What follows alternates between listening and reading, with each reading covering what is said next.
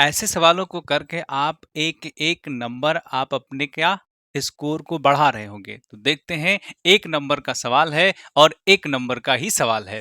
Height of the object कितना है? सबसे पहले सवाल को पढ़ते ही कुछ चीजें आप अंडरलाइन कर लेंगे। तो हाइट ऑफ द ऑब्जेक्ट क्या है? 30 centimetre. Height of the image क्या है? तो आपका है 12 सेंटीमीटर।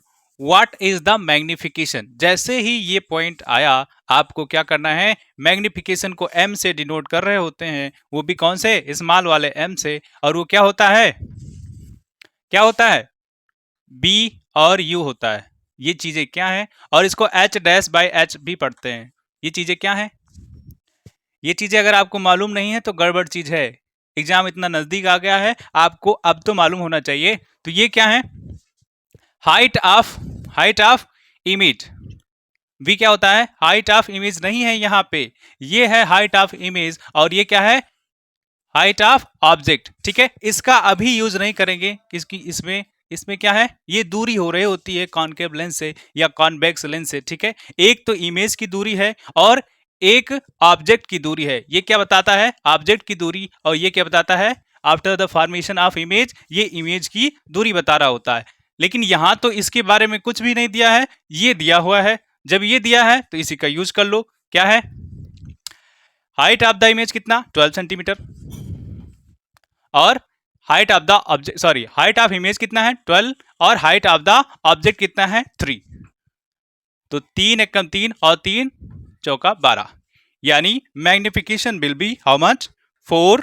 बस 4 होगा। बताइए, इसमें क्या कोई यूनिट भी आती है? तो आपका जवाब होना चाहिए जी नहीं। क्यों? ये 4 सेंटीमीटर है, ये 3 सेंटीमीटर है। Centimetre centimetre will also be cancel out. Okay, ठीक है। अपना एक नंबर और पक्का करेंगे ऐसे सवालों का तुरंत गर्दा उड़ा करके। कैसे? मैग्निफिकेशन जैसे ही बोलता है सवाल, तो सबसे पहले आपको m लिखना है और माइनस v अपान u लिख देना है।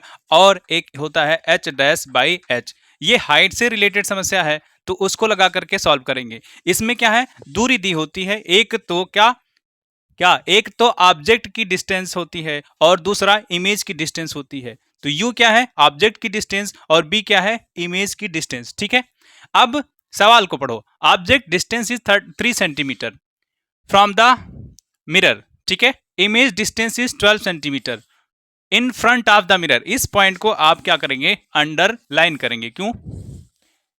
In front of the mirror, जब ये बात कह दी गई है सवाल में in front of the mirror, इसका मतलब है क्या?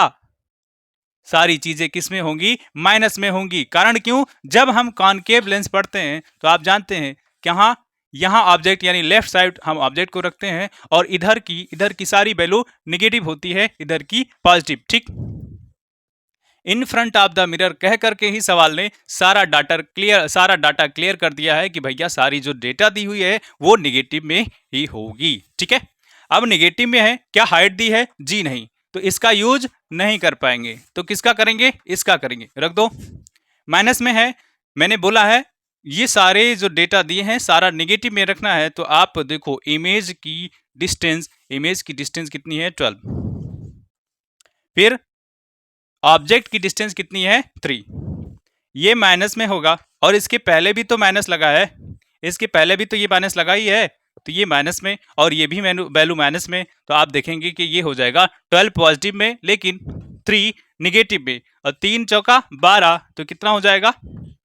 नीचे भी तो माइनस है लेकिन ऊपर प्लस है, तो प्लस माइनस माइनस बना रहा होता है, तो -4 इसका मैग्निफिकेशन आएगा। बस इतना ही करना है और आप एक नंबर पक्का कर लेंगे। सवाल में एक एक नंबर करके क्या करना है?